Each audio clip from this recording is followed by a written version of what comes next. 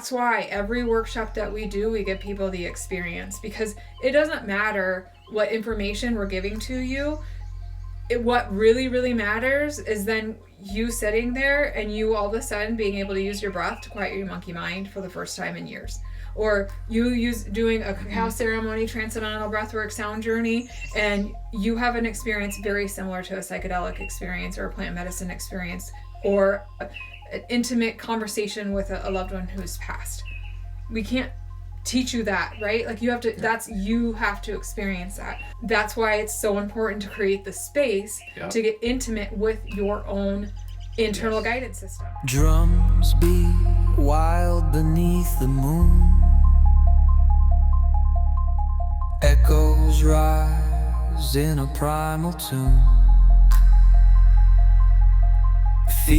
All right, week 2, here we are, Unveiled.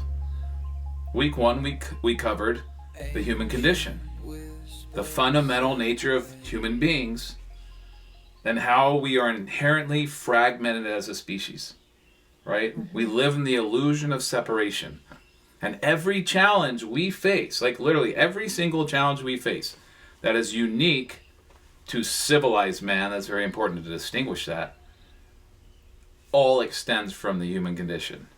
So if you have not watched that episode, you must go back and do it. Yeah. If you have, I'm curious, and you should write in the comments below, how this last week practice of just coming back to your breath was for you. I'm curious about that. Because what we concluded was just simply coming to our breath brings us into wholeness, which is today's lesson is wholeness, which is the cure. Like literally, there's a single cure for everything we experience as a species, all the dysfunction that we face as a species. The cure is wholeness. Now we're talking about it on the individual level, right? We can talk about it on a societal level too. We'll get to there, down the road in the evolution of consciousness and in unity consciousness. But right now we're really focusing on the individual, what we experience as individual human beings. But I want to go back to why understanding the human condition is so important, is because now we've done something that we haven't really done as a species. We now understand ourselves on a fundamental level of why we have a disease and a dysfunction, right? What separates us from nature and the rest of everything in existence? Because nature exists in balance and cohesion. There's self-organization, there's homeostasis, there's balance between the energies. And we see that even in the planets, the stars, and the solar system. And we talk about this more in the evolution of consciousness. But humankind, civilized humankind, we exist in separation and division. We are fragmented. There's so much division, fragmentation. You can't trust the news. It's us versus them. There's so much of that polarity in every part of society that we always have to choose a side. It's just, that's the chaos we're in. And we have to evolve beyond that. And first we have to understand that. And now we get to the solution. And it's interesting because we are nature. Like, we're not separate from it, but we've separated ourselves from it because of these egos, because of the illusion of separation. And it's not the illusion of separation that occurs, not only fragments us in a way that like makes it so that we're more prone to having like conflict in our own lives and our personal lives, problems with like stress, anxiety, depression, and then even getting to the disordered state, but also from a physical level. So there's so much inflammation that is happening in our body, and a lot of that inflammation stems from stress and being not okay with ourselves, we're out of balance. And so coming back to wholeness, coming back into this state of unity really is an underlying factor or resource that we can have to help us open back up the energy, remove inflammation in our body, and to increase our mental, physical, emotional, and spiritual health. It's needed now more than ever. Absolutely. And it just is all really comes down to wholeness. Now it's interesting. It's like people talk about wholeness and it's like, what is wholeness? Right? Like, honestly, dude, like what really is wholeness? It's kind of like woo-woo. Yeah. Right? Because from where we're coming from and we talk about the 3D, the 4D. Are we going to talk about 3D and 4D and 5D right now? Might as well. We might as well, because when we are in the human condition, self, other, subjective, objective, time, space. That's our typical human condition, what we talked about last week. We're in 3D consciousness, right? Now, wholeness is 4D consciousness. That's the power of now and the meditative mind. And that's when we're in that state of wholeness. Like even just our mindset, coming to our breath, our brainwaves change, our physiology change, our heart, our blood pressure slows down. Everything gets into balance and cohesion. The stress response system, the CO2 and oxygen levels, everything gets more balanced when we're in wholeness. And that's the fourth dimension. There's two ways we can look at wholeness, though, because there's two ways to look at fragmentation and division. There's us versus them. That's the self, seeing ourselves in the mirror, us versus them. And there's masculine and feminine energy. Because masculine and feminine energy really in our 3D world are like these separate forces, right? There's us versus them. There's left, right. There's, the political sides. There's so much division around masculine and feminine, those two energies. And the reason is because our nature consciousness is feminine energy, and that's in balance and cohesion. That's the motherly bond and the tribe and the family and the connection. And we care about the earth, and we care about people, and we care about social justice. So we're talking about feminine energy when we're even talking about political sides, right? Mm-hmm. And then the masculine side, the emergence of the ego and the self, is masculine energy. And that's the other side of the political spectrum. That's the masculine. It's almost like you're either bearish in the stock market or you're bullish. And so if you're bearish, you're protective. You're in the feminine sense. Is it kind of like even like socialism versus capitalism? Yeah, absolutely. Yep. So the protective is the feminine, that's the bearish, and the projective of like, no, let's move forward, let's bet the farm on the stock, that's the bullish. Mm-hmm. And if you have too much of either one, you have dysfunction. So too much bearish, you're going to miss out on the opportunities. Too much bullish, you're going to bet the farm and lose the farm, and then you're hosed. And so knowing these energies, the yin and the yang, and it's not about yin or yang, it's about cohesion between the two. Right. That's why when we see the yin and the yang together, that's a synergy, that's a synthesis, that's a wholeness between the two. Right.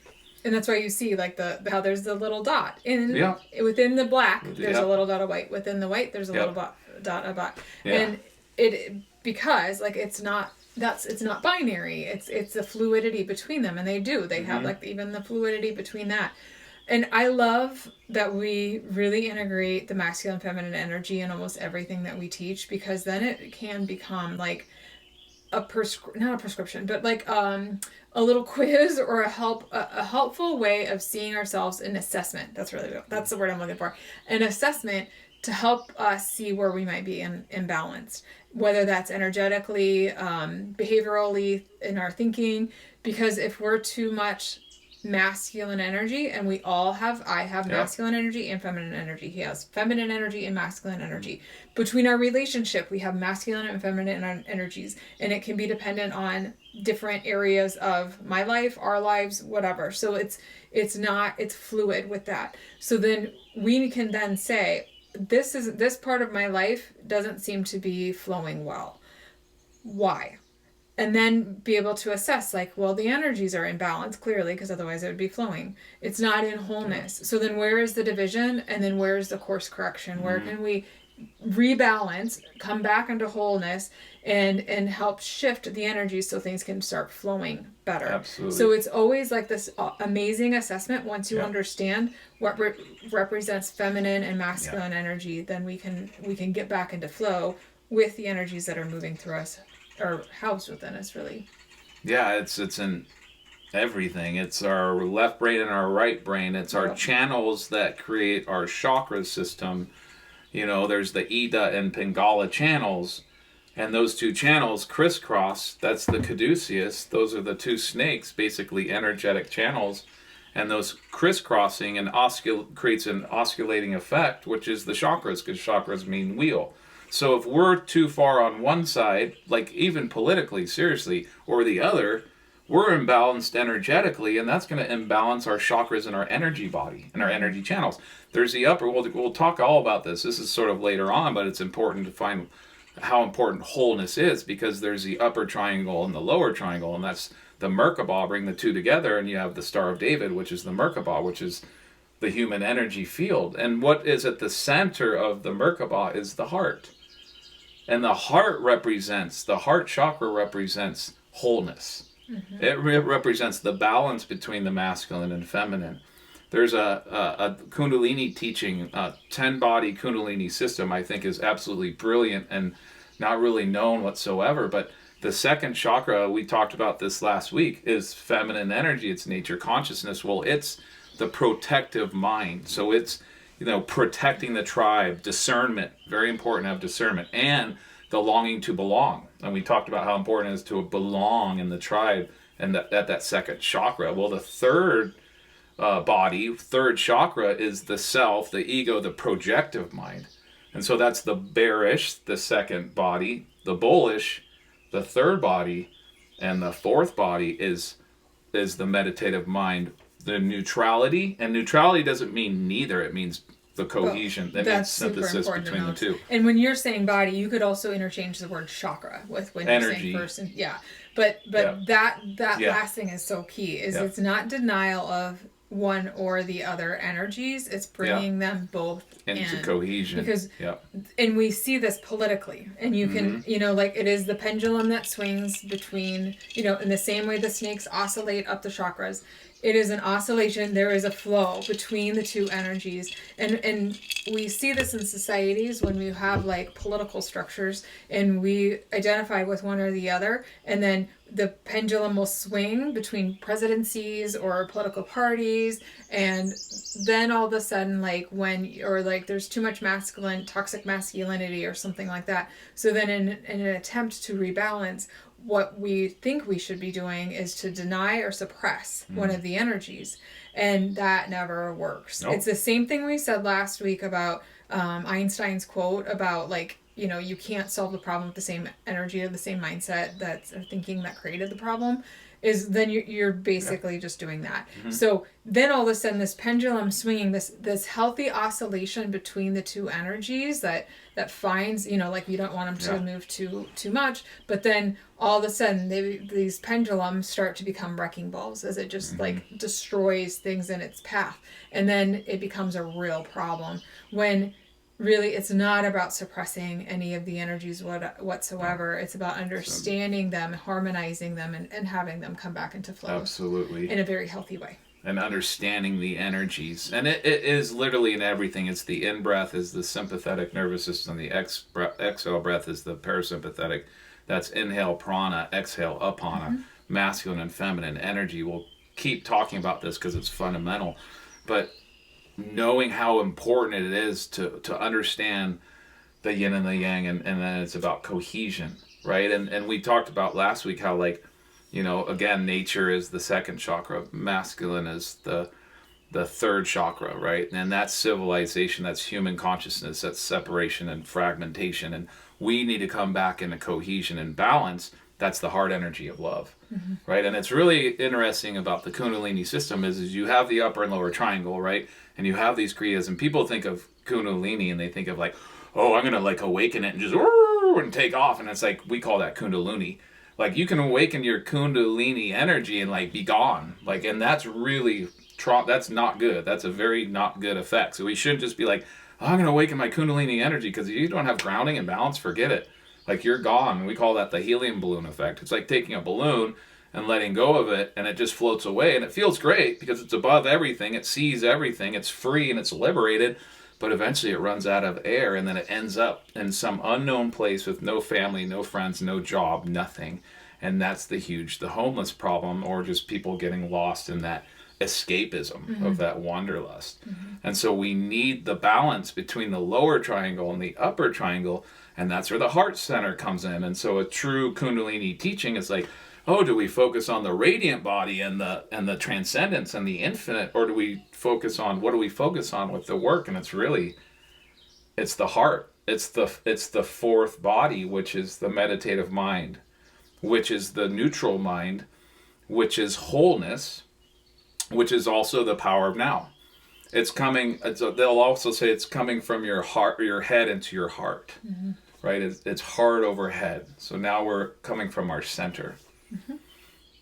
And so that's sort of the masculine and feminine way of looking at it, and we need to understand those two energies, of masculine and feminine energy, but knowing also we can come into wholeness just through our own sense of self, through the breath, through the power of now, through the meditative mind, also the zone, the flow state. All those are basically... Anytime you can just be fully present, that's going to put you in that state.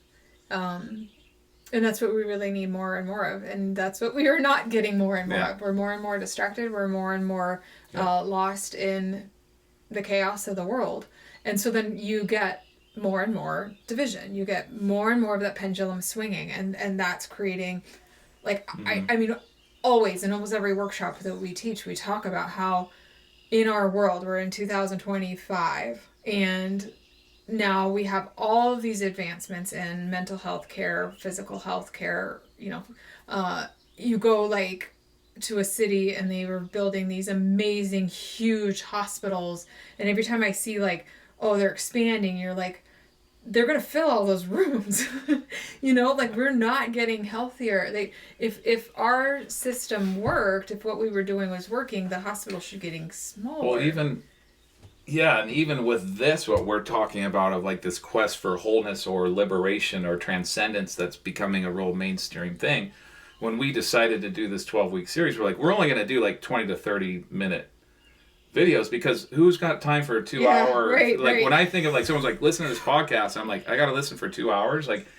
There is so much information everywhere. There's information on way overload. And now we have AI out there, and it's that's you're going to get even more information. So it's not a lack of information. It's not a lack of stuff out there. We have everything at our fingertips. And still, it's creating more and more disharmony. So we have lost touch with what really matters. And that is wholeness. It is. That's why the present moment is so important for us to be able to drop into that as much as possible, because that's where everything comes back into balance. And you notice that when you are outside in nature and able to just spend the day or an hour or whatever just sitting outside. And we are fortunate enough to be able to live in an area where there's not a lot of noise pollution or anything like that. It's nature. And so then you can recalibrate really, really easy. But there's a lot of people who don't get that opportunity. Yeah, we're starving for meaning and drowning in a sea of information. Oh. Yeah, it's big. And some of the people we work with are I had one guy recently, he was go, you need your sacred place to do your breath work and your meditation daily, and you need that one pointed focus. So all you're doing is focusing on coming into the power of now, clearing the mind, being in the now. The breath work is in my opinion the easiest tool for us to get into the power of now in the meditative mind, and just clear that space and just be in it. And he said right away, he's I had that, and I went to that space, and I had hundreds of books of telling me how to find my center, and it's and I realized right then, I was all this stuff is distraction. It's all confused, it's all sending us in all these different, different. And we're not saying don't read, that's why we have the books, but be aware of that. If we're constantly seeking that outside of ourselves, right, when it's really right here, I'm at a point in my life, I'll be honest with you, I'd rather drive and sit with my own internal guidance system for 11 hours on one of our road trips to doing what we do in silence with nothing than to listen to a podcast. Because when I'm listening to a podcast, it's I'm not going into my space, my awareness, and where I can tune in and get that source of creativity and inner guidance and flow. And if we're constantly focusing on external things, like these podcasts that are telling us how to get there, but we're not really getting there, then it's the opposite, right?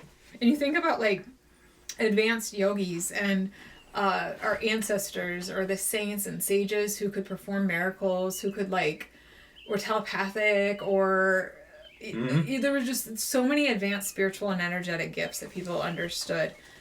They didn't have to read somebody's study to figure out that they could do that, right? They just did it. And so now we're trying to figure out well, can I believe in this? Let me pick up this book and I'm guilty of Yeah, this. totally. Don't get me wrong. Like there's a reason why I came and why I really loved like quantum physics and because I didn't trust, like that's part of my story was like I went through this period of like, well, I'm not going to blindly trust somebody again because I feel like I was deceived. And so then I wouldn't teach anything or do anything that I didn't understand scientifically. And then I understood I was just trading one blind belief basically in something else. And instead of having, like basically science became my religion where I had to have some other external person tell me what was right or wrong for me. And then you start, like, I loved learning about health, nutrition, that sort of thing. But then it became this process of like, should I drink coffee or should I not drink coffee? Like, what's wrong with this water? Now I can't drink this water. Or even like breath work. Somebody had said like, right, now I'm breathing wrong. Like, we can't do anything right because there's an expert telling us we're doing all this shit wrong. All this stuff wrong. And so we have to be mindful of that or aware of that. But it really comes back to the internal guidance system is, if you are a doubter or a skeptic, perfect, great. Read up on it, understand it, but that's why every workshop that we do, we give people the experience because it doesn't matter what information we're giving to you. What really, really matters is then you sitting there and you all of a sudden being able to use your breath to quiet your monkey mind for the first time in years. Or you doing a cacao ceremony, transcendental breathwork sound journey, and you have an experience very similar to a psychedelic experience or a plant medicine experience. Or you're able to contact or meet or have an intimate conversation with a loved one who's passed. We can't teach you that, right? Like you have to experience that. So that is the power of this work, right? But that's why it's so important to create the space to get intimate with your own internal guidance system. Because then when I read something, because I still love to read. I am a podcast listener. I like to be a consumer of information, but I'm really getting better attuned to like what is resonating with me and what like we teach versus what feels like that's especially like cold therapy or some of the other modalities. It's like there's things that doesn't make sense because that science doesn't pertain to me that's the reality of it, is that we have to be the active consumers of it, but we have to be able to develop our own interoception, our ability to feel inside, the gut feeling, those sensations of resonance when things make sense for you. But the only way to do that is to be fully present with the sensations in your body, because then you can know that's your own truth-telling system of, like, is this coffee? Should I be drinking coffee? Well, maybe there's some days you shouldn't be. And that's just one example, but we have to feel into it to know what's right or wrong for us. We will never be able to do that if your meditation practice is sitting down and reading somebody else's information. We have to read our own information. Yeah. Developing the inner guidance system. How did the yogis have those special skills and traits? Right. Because they were tuned in to their true source, their true power, their true gift. And so coming back to sort of what we started with, a really easy way to see this is the 3D, the 4D, and the 5D, right? And so the 3D is that world of distraction and separation and division. The 4D is the power of now in the meditative mind, right? That's the flow state, right? Well, what's the 5D? The 5D is beyond time and space, right? That's where we tune into we or telepathic, or we download mediums or whatever, right? Or we channel. Or we get hits, and everyone's capable of that. Well, you wake up at 3 a.m, you're like, oh, that aha moment. We're like, oh, that makes total sense. There's the answer to that problem. That's connecting to the 5D. And so most people are too lost in the 3D, but there's also people that are too much in the 5D, where they don't have the ground, where there's too much information, there's too much stuff from other realms, from other places, right? We see this more and more with our work, and they're like, what do we do? And this, again, that helium balloon also has to come now back down to earth. And so we build the 4D. The 4D is the bridge between the 3D and the 5D. And so if you focus on the 4D, you'll be able to bring that sort of 5D overload into the 3D more. Or if you want to have more purpose and meaning and develop your gift in the world and this higher connection to whatever it is, then that 4D is going to bring you into that 5D, right? Like it's the bridge. And we see this on a general level. This isn't just like for the woo-woo or the spiritual or the this or that. This is becoming more normal. This is part of like our evolution of consciousness is, in my opinion, our opinion, the 4D is the next stage in our human evolution where we're living more in the 4D than the 5D. Mm-hmm. And we see the 5D, 4D, 3D relationship in like artists or inventors or anyone that can tap into something higher. Like Tesla said, my brain is only a receiver from which I get the strength and inspiration and understanding for what he created. Well, he had a strong, like he was able to bridge that gap between the 5D and bring it into the 3D. Right.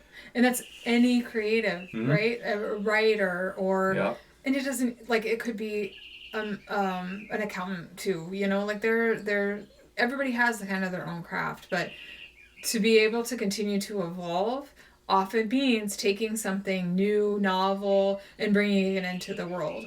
And so that's something that like we all want to tap into, and we want to be able to like that's what feels great, is to be able to create. Yeah, so that's how we live in our fullest human capacity. Right? That's how we transcend the illusion of separation. We live in wholeness. We come in and like in that state, when we are in the 40, when the power of now, the meditative mind, we're not just connected to our inner guidance system, we're also connected to our source of inner peace, inner joy, and creativity, right? And so we're developing the things we want to sort of feel and be in the world, right? There's this sense of fulfillment. We're not thinking about the past or the future or the us versus them or what's on the news or this or that. We're literally in our ground. Nature is a beautiful example. When we go out in nature, we're in that wholeness. But we're also bridging that 5D with the 3D and we're our center. And again, that's the heart center. That's bridging the upper triangle with the lower triangle. And that's bridging the masculine and the feminine energy in the same way. And I mean, that's extremely powerful to understand that, right? Because now we're reverse engineering the human disease. We're recreating ourselves. We're redefining who we are. We're building the new neural pathways into wholeness, into totality, into love. It's the energy of love. That's what's so beautiful, right? It's like working with one group. We work with a group up in Montana, and these are combat war vets who are like, they've gone out and done that work, gnarly, huge sacrifice. And now they're coming into their heart energy. And we're like, whew, the power there is insane. Yeah. Because it's so masculine, so that. And then they're like, no, now it's time to sacrifice for others. Yeah. And you know, and it's like to be of service, you know. Much different way, yeah. And so knowing and seeing the energy, well, what do they need really to embody that? And the word is surrender. And it's kind of funny because you're trying to teach surrender to like combat war vets. Like, well, we've never surrendered, right? But no, we do surrender because now, so breath work and cold therapy are the two big ones that are seen as the best modalities that help with trauma and PTSD in these guys. And they do the cold and they do the breath and they just absolutely love it. And as we teach more about the breath work and the cold, it's very important to know this because lots of people are doing breath work and cold therapy, but it's not necessarily done in the way that balances the masculine and feminine energy. We don't force through the cold. We have to find surrender in the cold. That allows us to feel, that allows us to come back to that sense of primal sort of nature consciousness, self-worth, the feminine side where we're feeling. Yeah. And so the cold therapy it's not a plunge, it's therapy. And we say that because the plunge is in and out. I did it. Yay. And that's just masculine energy. That's just force. But therapy is going and surrendering, letting go, fully being present in the power of now and letting go. And you'll see the shift in your body. You'll get a complete shift in your nervous system where now the warm blood starts to regenerate back and you're fine. You're like, I'm not even cold.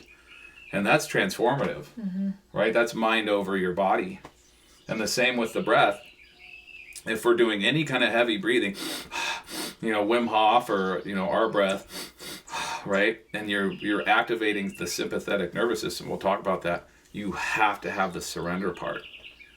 Because we hear about certain practices where they're just breathing for an hour or two to get that whole, you get the energy, you get the sympathetic, you get the the rush, you get the adrenaline, you get the feeling, you get the energy body activation. But if you're not coming into rest, it's not true hormetic stress. It's not the balance of the masculine and feminine.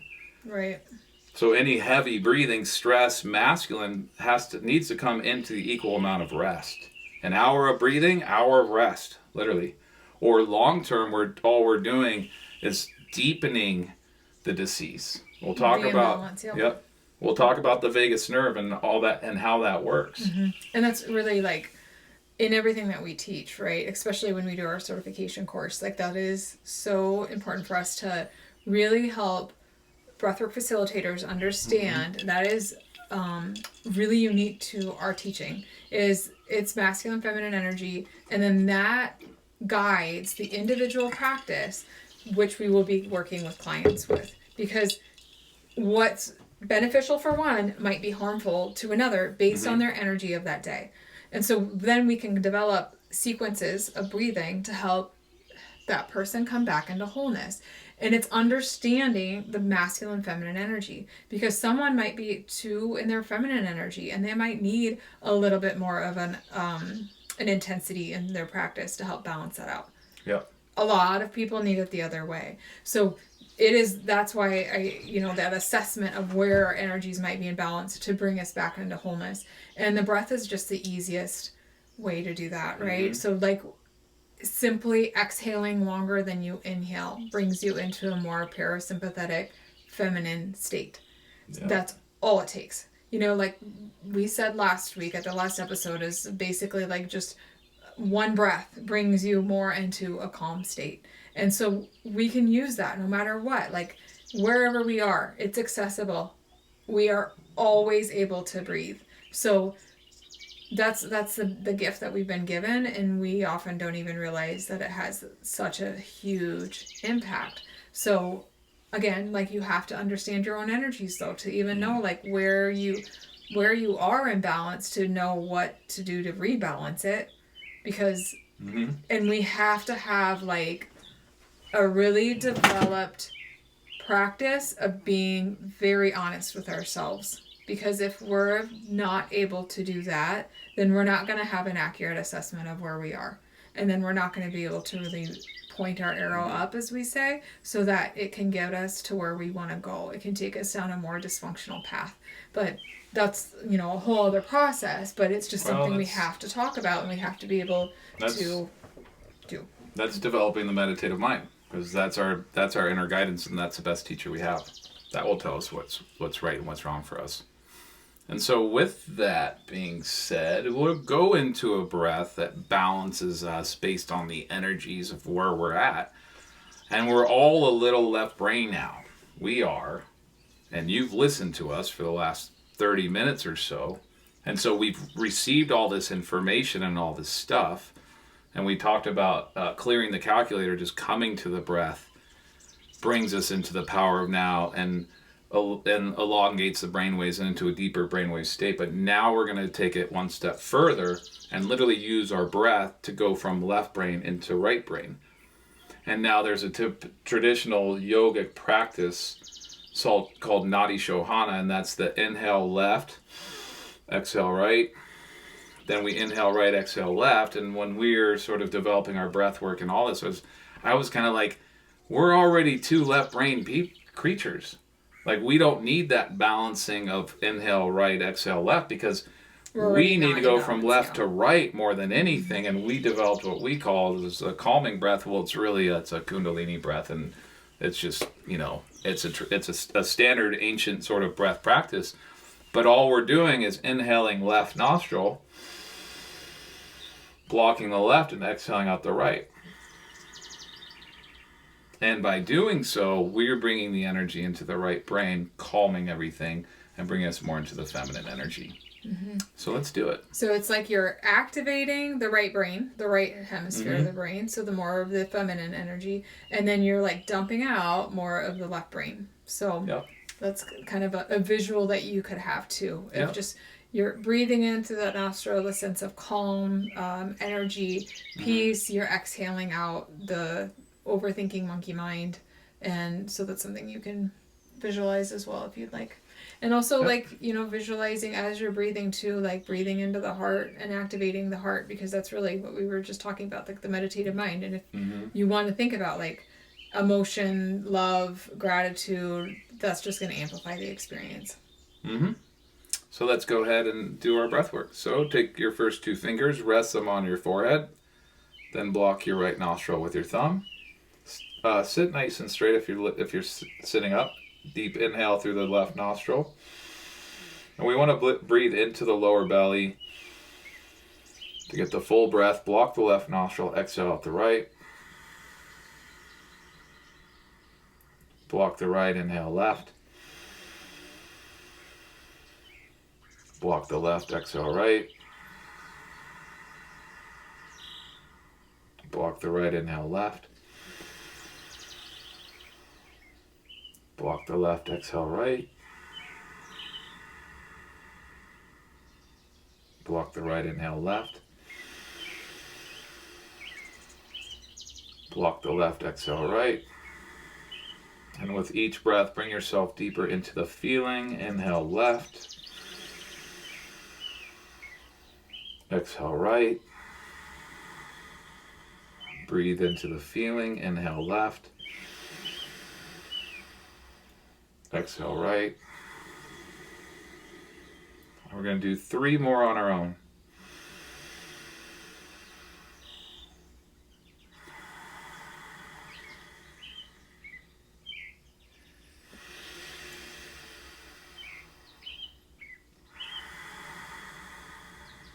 Last one.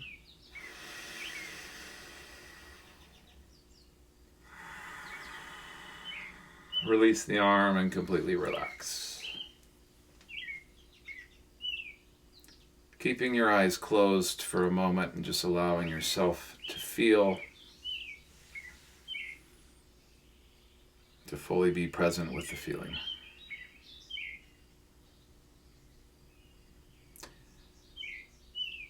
Knowing that this is the process of developing wholeness. And every time we intentionally come into this practice of developing wholeness, we're building the neural pathways that bring us into wholeness, and we are becoming more whole and complete beings. Start to deepen the breath as we come back into the room. As we're coming back in now into the masculine energy, so maybe a longer inhale and open your eyes on an inhale. And so it's important to know that when we inhale, this is sympathetic nervous system, this is reactivating, this is masculine. Open our eyes, right? Exhale, we close our eyes. It's just energy. That's what we're teaching and understanding and learning, is energy and balancing between energy. And when we understand those most simplest things we do is all energetically based, we can bring ourselves more into wholeness. So yeah, awesome. I feel great. Me too. The birdies are a little louder outside. Mm-hmm. Everything feels good. So, do your thing. Hit the like, right? Yeah. Leave a comment. Subscribe, whatever they say on YouTube. We'll get better at that. We're goofballs. But anything you want to comment or ask, hit the comments below. Yeah, start a conversation. Yep, absolutely. Mm-hmm. And practice the breath on your own. This is your for the next week. This is your breath. This is the homework. Using the calming breath now. You can still go to the clearing of the calculator at any time, any point. But now using the calming breath to get you into the right hemisphere of the brain, more of the feeling, more of the feminine energy. Breathe and believe. Feel the rhythm take control. Past and future start to roll. Stars align with the beat so pure.